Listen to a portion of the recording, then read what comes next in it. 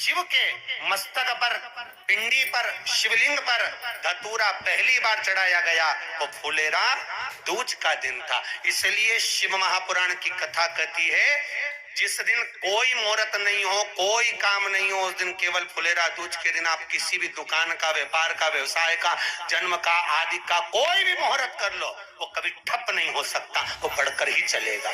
सारी जिंदगी के कांटे निकल जाते हैं, सारी जिंदगी के कांटे समाप्त हो जाते हैं। फुलेरा दूज कहते हैं दुनिया में सब दिन का दान, सब दिन का पुण्य समाप्त हो सकता है, और फुलेरा दूज का दान, पुण्य, सत्कर्म, भजन, कीर्तन, नाम स्मरण समाप्त नहीं होता। चक्कर आ जाते हो, अचानक गिर जाते हो, हापड़ी भराने लगती हो थोड़ा सा चलने पर, श्वास फूल जाती हो ज्यादा चढ़ने पर, उनके लिए विशेष है। श्री शिवाय नमस्तुभ्यम। धतूरे की जड़ को, धतूरे का जो फल होता है उसकी जड़ महाराज निकाल कर, धोकर, उसको घिसकर शंकर भगवान पर उसका लेपन कर दीजिए। थोड़ी सी जड़ शिव जी पर चढ़ा दीजिए फुलेरा दूज के दिन। उस जड़ को पानी चढ़ाकर वापिस लेकर आ जाइए।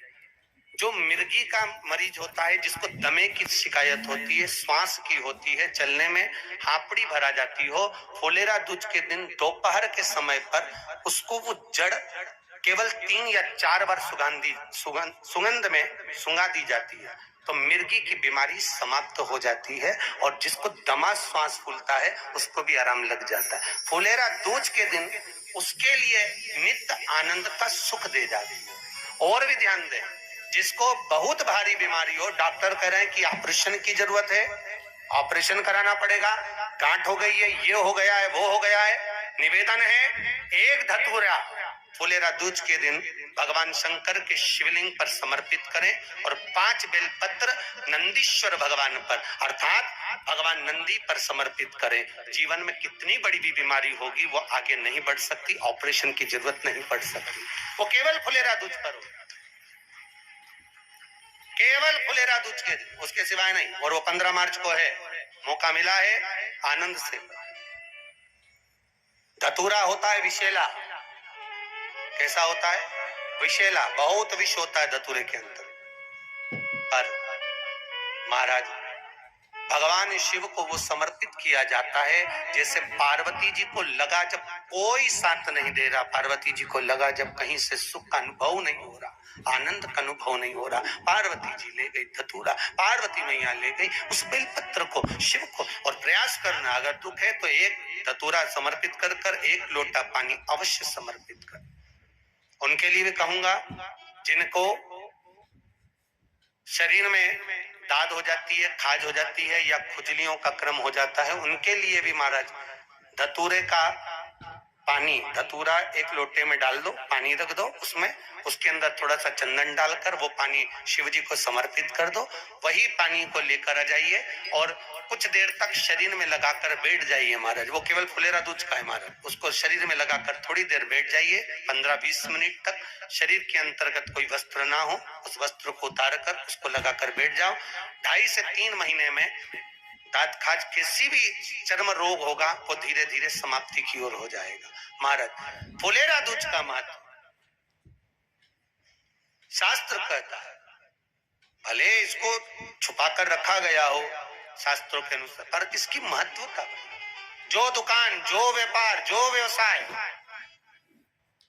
और पहले भी आपको कहा, मान लो आप शिवरात्रि के दिन रात को भगवान शंकर को धतूरा चढ़ाते हो व्यापार व्यवसाय के लिए, और वो धतूरा आप शिवरात्रि के दिन सुबह 4 बजे से पहले नहीं बांध सकते, तो उस धतूरे को फुलेरा दूज के दिन लाल वस्त्र में बांधकर अपने व्यापार वाली जगह पर बांध दो। जीवन में कभी व्यापार नीचे नहीं जाएगा, बढ़ता ही चला जाएगा। और उनके लिए भी निवेदन करूंगा जिनके यहाँ कर्जा बहुत है, बहुत कर्जा है, चूक ही नहीं रहा, पैसा ही नहीं रहा, व्यापार चले तो कर्जा चूके, उनके लिए भी निवेदन करूंगा। एक धतूरा बेलपत्री के पेड़ के नीचे शिवलिंग का निर्माण कर कर फुलेरा दूज के दिन उस धतूरे को अपनी कामना कर कर हल्दी में भिगोकर उसको भगवान शंकर को समर्पित कर दीजिए अपनी कामना कर कर। उसी हल्दी की 1 बिंदी अपने साथ में रुमाल में लगाकर अपने व्यापार व्यवसाय की जगह पर लेकर जाइए।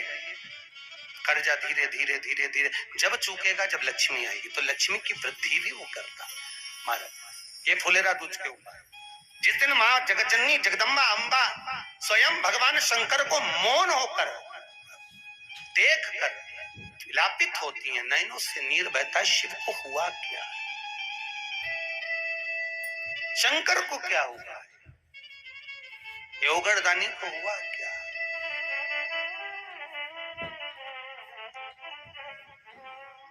नयन जलता, मैं तो बैठी थी गंगा किनारे, मैं तो बैठी थी गंगा किनारे,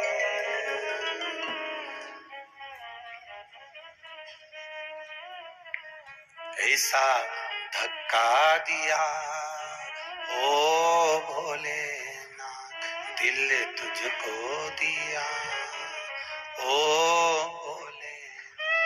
भगवान शिव ओगड़दानी, त्रिकालदर्शी, कैलाशी, अविनाशी, इस चित्तवृत्ति के मन की बात को धारण करने वाले,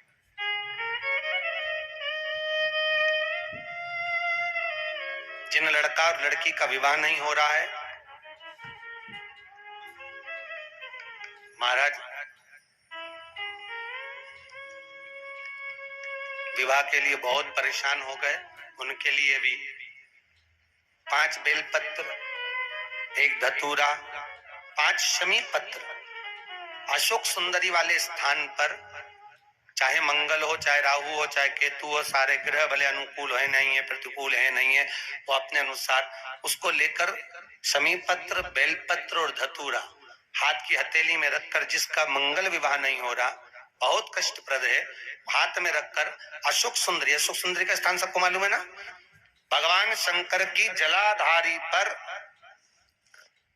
शिवलिंग, पार्वती जी का हस्त कमल, जहां से चरण जल नीचे जाता है, राइट भाग गणेश जी का स्थान, लेफ्ट भाग कार्तिकेय का स्थान, जलाशय में से, जलाधारी में से जो जल नीचे गिरता है बूंद बूंद, वो शंकर भगवान की 5 लड़कियां, जया, विषहरा, शामरीवारी, दोतली और देव, शंकर जी की 1 लड़की और अशोक सुंदरी 6ठे नंबर की, उसका स्थान, इन पानी जो जाता है उसके बीच में जो मोटी सी लाइन होती है, उस मोटी सी लाइन पर जो स्थान है वो अशोक सुंदरी का स्थान है।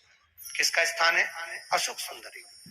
शंकर भगवान का संपूर्ण परिवार, जलाधारी माता पार्वती जी का हस्त कमल, चरण, राइट में गणेश जी, लेफ्ट में कार्तिकेय जी, बीच में अशोक सुंदरी, और ऊपर से जो 1-1 बूंद पानी गिरा रहा है वो है शंकर भगवान की 5 लड़कियां, जया, विषहरा, शामरीवारी, दोतली और देव, शिव की 5।